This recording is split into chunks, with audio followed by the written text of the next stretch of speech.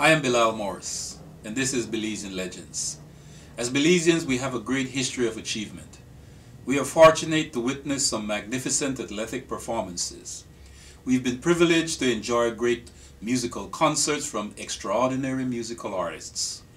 As a nation, we have struggled politically, but also made great progress. Culturally, we continue to evolve as a society. Where were you when some of these incredible moments occurred? Belizean Legends will transcend you back into time to relive some of these spectacular events and offer some behind-the-scenes perspective on the untold stories, as well as updating you on the individual lives featured in this series.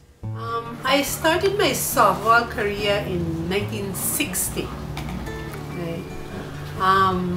with Dunray softball team. I met Collect Gill, now deceased, and they used to practice at St. Ignatius schoolyard. And I went and looked through the fence and I said, "Oh, mister, can I play on this team?" And he said, "Oh, you can't play softball, you're so skinny." I said, "I can play. I don't care, I can play." And so he invited me to come, and he wanted to know about and was my family, and he had to go and speak to my mother and everything like that. So the next day he came to my house. I introduced him to my mother and I told her that I wanted to play softball, and she said, "If you want to do that, then you can do it, but remember, you have schoolwork." I said, "No problem, don't worry, I'll do that." And I started practicing with softball with Dunray, and that's the only team I played on for 15 years of my career. Softball at that time was my life. Right? I eat, sleep, and drink softball. Everything for softball. My mother used to say, "If they tell you to play softball midnight, you'll get up and do it." I say, "Yes, mom, that's what I'll do." Right? Because I love softball. And that's the extent of, I guess that's why I became who I was, was in the softball world, because softball was my first love. I used to want to excel, and I had people that was pushing, like Roy Young and Collect Gill, Carl Coleman, and then Collect Gill, and they used to say, "If you want to be good, you have to work hard," and I was not afraid of hard work. I remember getting up at 5 o'clock in the morning and going to Edwards Park at that time to practice to run, right? Because I wanted to develop more speed. So I would run like 5 laps at 5 o'clock in the morning, go home, bathe, change my clothes, get ready to go and teach. And I teach all day. And by the time school is over and out and I got home, I'm ready to go back to the softball field again. And I did this for a number of years, year in, year out. And every time game would come around, I am always out there. The Dunray team had a thing about getting to the park early, because our manager used to say, if I am at the park before my team, then my team is not ready to play. So everybody, if game is going to start at 1 o'clock, usually we start at 1, then every team member was out there like 12:15. Because if you're not there before the manager, then you're not going to play that day. So if you wanted to play, you better make sure that you get out there early, right? And do your warm-ups and everything, so that when he comes and he say everybody is there, then he pick his team and then he play. I remember started playing with players like Rose Morgan and Sheena Williams, Ivy Castillo, right? And I was so small. I mean, I had the height, I was so skinny, I weighed 98 pounds. And everybody said, "Oh, she's so skinny, she can't do this, she can't do that," right? But I didn't care, because I used pick up the heaviest bat I could find and swing it. Right? And my coach used to say, why are you swinging that heavy bat? I said, that's the way to develop muscles. If you swing the heavy bat, then you can swing a lighter one, harder. So I practiced hitting with that, and game day I would hit with a regular light bat. Right? And I found out that I could hit the ball farther and harder than most people that were bigger than myself. Right? So, and I just continue practicing and doing things. Whatever my coach tell me to do, I do. He said, Johnson, run 5 laps. Johnson's got to run 5 laps. But my love was that I wanted to catch. He said, Johnson, you can't catch. You're so skinny, they'll knock you over. I said, no, they won't. And I remember every time nobody wants to catch for the pitchers, I would say, let me catch. Right? And I let me catch. And I would catch for all the pitchers, play outfield, play center field, play second base, played shortstop. But I just did not get the chance to play at the position that I wanted because I had 2 catchers on the team. I had Rose Morgan and Barbara. I don't remember what was Barbara's last name. Barbara Vernon. She was a second string catcher, and both of them were much bigger than myself, so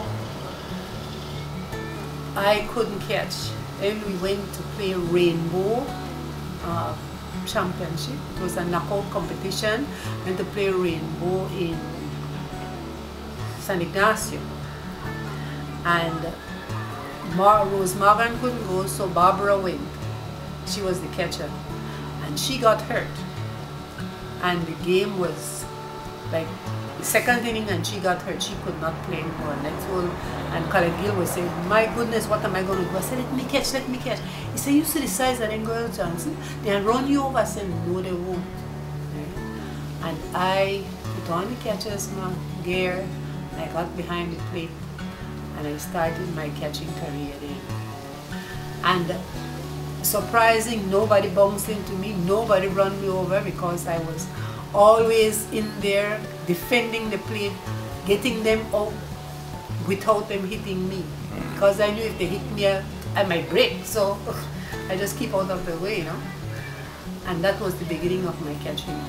Right? Then Done Right had an A and B team, so I was catching for the B team and Morgan and Vernon catching for the 18. So we had pitchers, everything, and we used to, the competition was strong with the A team and B team because if you're good enough, then you want to go, you're going to the A team. And I used to catch for the B team. I remember we played against the A team and beat them 1 game. And that was it. The Collect Gill said, all right, Johnson, I think you can come into the A team to play catch. When Rose Morgan moved away and Barbara went away, then I was the catcher for the team. And Consuelo came off the B team and was on the A team, and she used to be my pitcher. She and I used to have some rocky times, quarreling about which pitcher I'm going to call and which pitcher where I want it, and if she don't pitch it where I want it, then I go to her and I quarrel with her, and she said, don't quarrel with me, don't quarrel with me. I can't. I said, don't tell me you can't do it. I know you can do it, and you put it where I want it, or else you and I will have a problem. So from 1962, because Hurricane Hattie came 1961 and softball was wrong, so late 1962 we had softball. Done Right started winning 62, 63, 64, 65, 66, 67, right? And in 1964, Done Right went to Jamaica, right? The individual team went to Jamaica to play against the Jamaica team. We did fundraising and we raised funds and, you know, did a whole lot of things, and we went to Jamaica to play 3 games with the Jamaica team. So I think Collect Gill was instrumental in getting us there, we went, and I think that was the beginning of the cast thing, right? Because Jamaica invited us.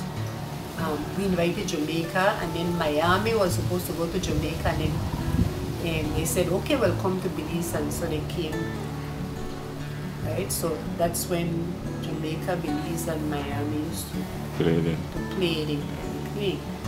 And eventually it became that Bahamas got involved, and you know, Belize, Jamaica, Bahamas, and Miami. And we used to be beating up the Miami team so bad all the time. Right? We beat Jamaica, we beat Bahamas. Then Bermuda got in it. Right? So it was becoming bigger and bigger, and we had to be so much more athletic, because we had to think about, if they're going to come here, then we don't want to lose on our own soil.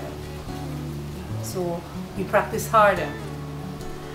And I remember Collect Gill used to, when the national team is chosen, the first day of practice, he used to get all the girls together and say, what team you play for? What team you play for? What team you play for? And they would name the team, and he said, all right, you played for that team. Now you're playing for Belize.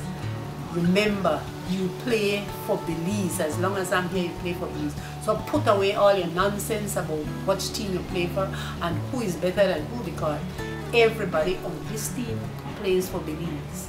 And Belize, you're going to defend. That is what you're going to do. You represent Belize every time you get on that field. Every time you pick up the bat, you represent Belize. And don't you forget it. So we were instilled in, we had to produce, because we don't want Belize to look bad. We were so proud of our country that we didn't want to go out there and look bad against anybody else. So whenever we go out, in 1967, we went to, 1968, we went to Jamaica. And when we went to Jamaica to play Miami, Belize, Jamaica, Consuelo Bilal was staying there, and he said, if I don't sleep in the same room with my catcher, I'm not going to sleep anywhere. Right? I said, what's the problem? No, because I want to make sure that when you get up to come practice, I'm there. Okay? She wants to be there. So we went there and we won the tournament. Coach from Miami team, he decided, you don't see why these little black girls can be beating up their team. Right? So they said they will bring a team that can't be beat. Right? And they invited Orlando Rebels. It was a semi-professional team. They came down to Belize. And Belize team played against them. They beat Belize team 2-1 in the game that we played, but they thought it was going to be a walkover, right? But they didn't, right? They could not believe the caliber of ball that we were playing. And instead of meeting the Miami team in Miami when we went 1970, they let us play against the Orlando Rebels. They would play Jamaica and Belize the same day. And they would play against Jamaica team and the Belize team, and when that is over, they play against the Jamaica team, right? Because they know that they can take us, so they beat us, right? But Jamaica and Belize, we beat Jamaica, and then they beat us. But that was the only time I can remember that we were really, even though we tried as hard as we could not, right? And they did not beat us like, you know, in a great amount of runs. I think they beat us like 5-3 or 2-1 and game, things like that. They still couldn't run over us because, as I said, the Belize team was very good at that time. Yeah. Tell us about your 1974. If I know you're heading there. In 1972, at the last cast game, I think, right? When there were hundreds of fans in MCC. I was playing against Bahamas, and I was tendency of the Bahamas pitchers, fielders, they were usually feel far out, and then they run in because they say the Belize girls can get hit. So we start hitting the ball shorter, so they came in. And I saw the center field in, and I hit a ball and it went over her head, and I decided I'm going to get home on this one. Okay?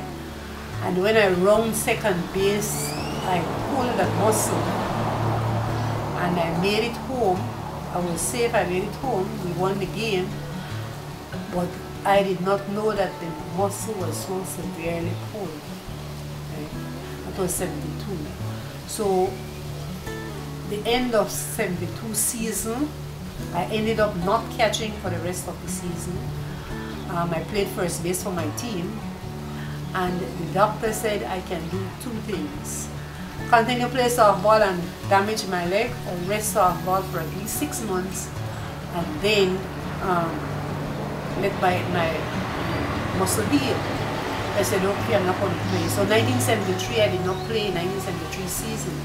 And when the team went to Bermuda in 1973, I did not go, right? Because I said I could not damage my leg for the rest of my life.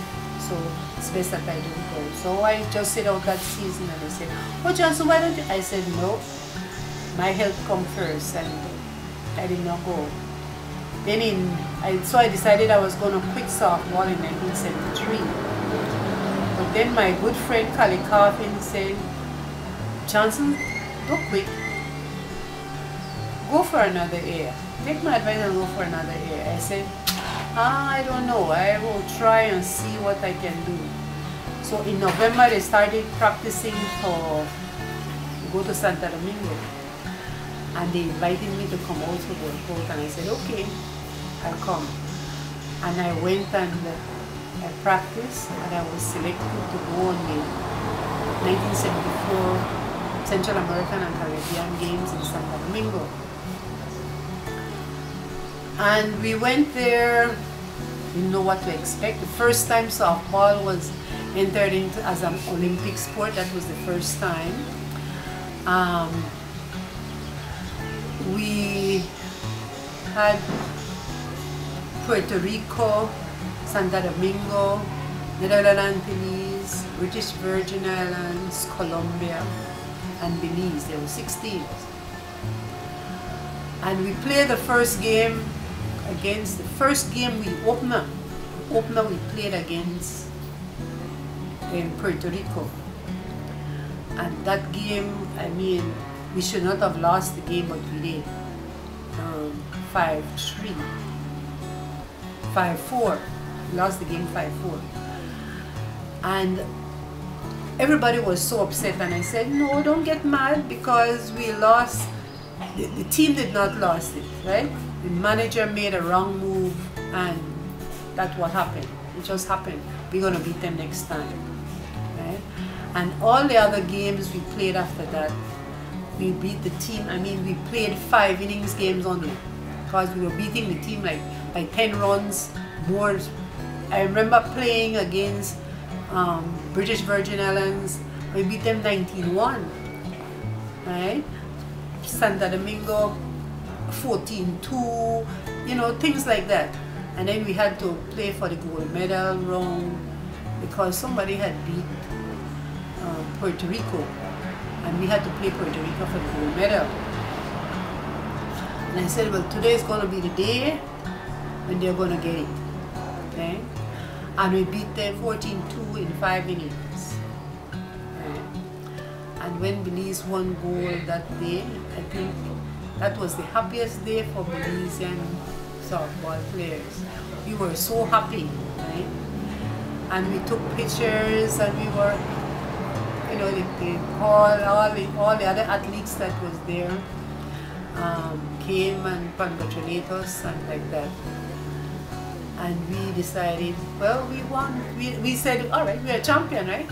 When we got our gold medal and everything. And I remember coming back to Belize on Taka. Taka had a special flight for us. Taka International from Santa Domingo to Belize, to Miami to Belize. Special flight for Belizean softball team. It was a champagne flight, I never forget that. We came home, and when the plane landed and I looked through the window, I mean, the impact of winning in Santa Domingo, winning gold, was not, hey, we won the tournament, we got gold. The impact was not forcefully on us until when we got home. When we got home and we looked on the airport tarmac and see hundreds of people out there, and I said, what are all those people doing out there? And they said, oh, they come to see the softball team to welcome us. I said, really? Then they start, one of the softball person that was here came up on the plane and said, wait till all the other passengers came off the plane, and then they let the softball players come off, and they said, the people of Belize want to welcome the gold medal players, gold medal team. And I remember all of us were so shocked. Like, we came off the plane and people were there and they were cheering and screaming. And we were in a motorcade, school children lining both sides of the street. We came down to Belize and they had a reception at, all the players were at Riverside Hall. We went there and they were talking to us and wishing us the best and all that. And continued after that we went home. But I think that was the time we really felt like we did something, right? That could have, you know, put the country, because we didn't think about putting the country on the map at that time, right? We just played because, yeah, we won. So we won softball because we were always winning anyway, so just another game. But at that time, the whole country felt like we were their heroes, and they were happy to have us. And then we started on a tour. After that, we started on a tour around the country with different places because everybody wanted to see the gold medal girls. I think they arranged game for us to in Corozal, Orange Walk, Stan Creek, Cayo, right?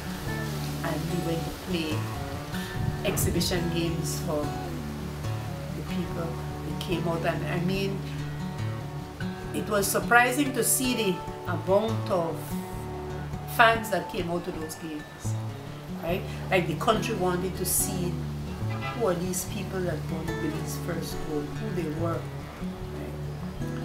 And I think that was one of the highlights of softball in Belize, right? And then after that, the next year I went to study. That was it, playing softball. Okay? But some of the girls continue, like Pat and all the younger ones that came up through the ranks continue playing. They went to Pan American Games and they beat America, and that was then another shocker. Right? An Australia team was passing through from either to or from our World Championship too, and they stopped here and played a game against them. And they beat us like 2-1 or 3-2, something like that. They beat us by 1. And they were saying that we were playing a very high caliber of softball. Why don't we play the World Championship? Well, you know, and we said, you know, I don't know the powers to be. I don't know why they didn't push or what happened, but in those days we were playing softball on our talents and because we loved it.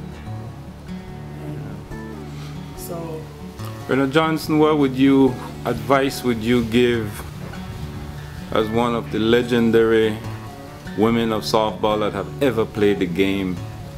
What advice would you give to these young softball players of today who are now venturing into championships in the international arena? First of all, they have to make sure that they get themselves prepared. They have to be prepared before they go into the championship, because preparation does not take 1 or 2 months. It's a lifetime of preparation. You have to be prepared to hit the ball, run, feel, throw, right? And you have to be a student of the game. You have to know the game, right? You have to know the sequence of pitches that the pitcher would pitch. You have to know what kind of ball you can hit. You have to know yourself. You have to know where you can hit that ball and how you want to hit the ball. Right? So you have to prepare. You have to practice that. You can't just say, I'm going to hit the ball to right field and the pitcher throw you an inside ball, because you're not going to do it. Right? You have to know what you want to do and how to get it done.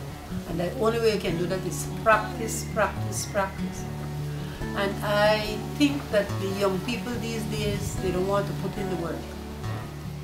They want to play softball, they want to get out there and look good on the field and run around and feel like they're going to win. But they don't want to put in the work. Right. I remember telling someone that I have never seen so many fat people playing softball. Right? Because when I used to play softball, everybody was skinny because we had to work. Right? And we take pride in not putting on pounds while we're playing ball.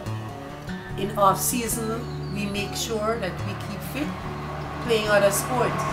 Right? Because I played volleyball and table tennis, badminton in off season, because I didn't want to lose my ability to exercise, to train, so that when softball season opens, I am ready.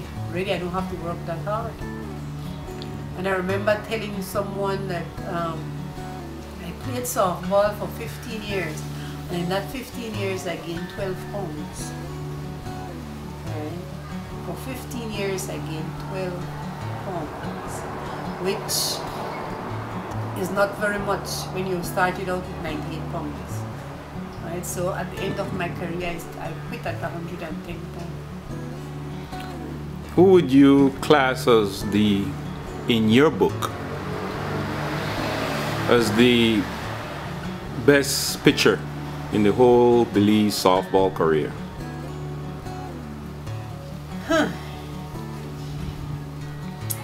I know people said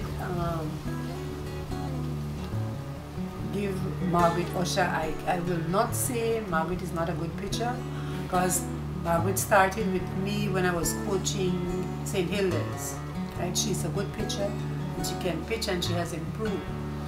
Over the years, she did. But persons with raw talent, there was none other than Isolene Heath. I think, she was the lefty, and she had natural movement on her ball. She did not like to pitch. She was not somebody who wanted to get out there and pitch. Right? Now the other pitchers like Linda Lewis and Margaret and all the other pitchers, they wanted to pitch, but not Isolene. If she wanted to pitch, it would have been so much greater. Right? But she never did like pitching. She pitched because I sort of coaxed her into pitching. Come on, and Collect Gill started pushing her to pitch and pushing her to pitch, but she was never happy pitching. Right? She did not really like pitching, but she could have done things with that ball, without even thinking, without even knowing that she can do it. She had a rise ball, she had a drop ball, she had outside curve ball, and she was just doing it naturally, right? And I used to love to catch her because I know where she's going to throw the ball. Now, strangely, no other catcher could catch for her, because they did not understand that if you put your glove, wherever you put your glove, that's where the ball is coming. And they see the ball moving around, and they intend to move the ball, and that's when they miss it. Move the glove and they miss the ball. Okay? because Isolene Heath could place that ball where she wanted it, right? At all times. At all times. The coaches, the legendary Collect Gill, the legendary Raymond Lashley, the legendary Charles Solis, and we have the legendary Babu, Mr. Frank Humes, and there are many more. Yes. Roy Young, and we can go on and on. The men that coached this incredible game where Belizean women rose to the highest. Who is your best coach? Or who would you rate as the best coach in your book? In my book. And people would say I'm biased, but I don't care. As far as I'm concerned, Collect Gill was the best coach Belize had ever seen. He might not have won Belize a number of medals and was exposed to a lot of international games and like that, but when it comes to making a player take raw material and bringing it, nurturing it, and bring it up to caliber of softball player, he was gonna. How long are you going to coach? He said, until the day I die, I guess. I said, good, I'm going to do the same thing. Right? So I try to pattern my whole coaching career after him, doing the things that I saw him do. And after I finished playing ball, I started coaching with him, you know, and coaching the teams that he played with and coach. And I am happy to say that I learned quite a lot from him, right? And he was always there, telling the players that, you know, you can do it, you can do it. He encouraged them. His coaching style was completely different from anybody else that I have ever known. Brenda Johnson, Gabriel, any final words from you in terms of, would we ever be queens again of softball? We can be, you know, but we have to start from the bottom up. People have to be prepared to work at the bottom, the grassroots, way down at the bottom, and take the little kids, the young kids from 9-year-old, right? And be prepared to work with them. If we do that, because we have talent, right? We have talent. And I was just telling my husband the other day, I said, you know, I think I'm going to go back into coaching primary school because I am so saddened by the level of play that I see these little kids are doing that it pains my heart to see them not being able to do the things that and have fun playing softball as I did. So I think I'm going to go back coaching softball. So maybe we might have, you know, and there are lots of people who can go into the schools and help, right? But I don't know, everybody can say, I don't have time, I don't have time, I don't have time. But we have to make the time. People made the time for us, so we have to make the time for somebody else. So, and that's the only way in anything. Because the young people, we are losing our young people, and unless we do something from very early, we're going to lose them completely. We want to thank you very much, Brenda Johnson, Gabriel, for this very good and exclusive interview, telling it like it is. One of Belize's greatest catchers, if not the best catcher, Brenda Johnson, Gabriel. Thank you very much. You're welcome.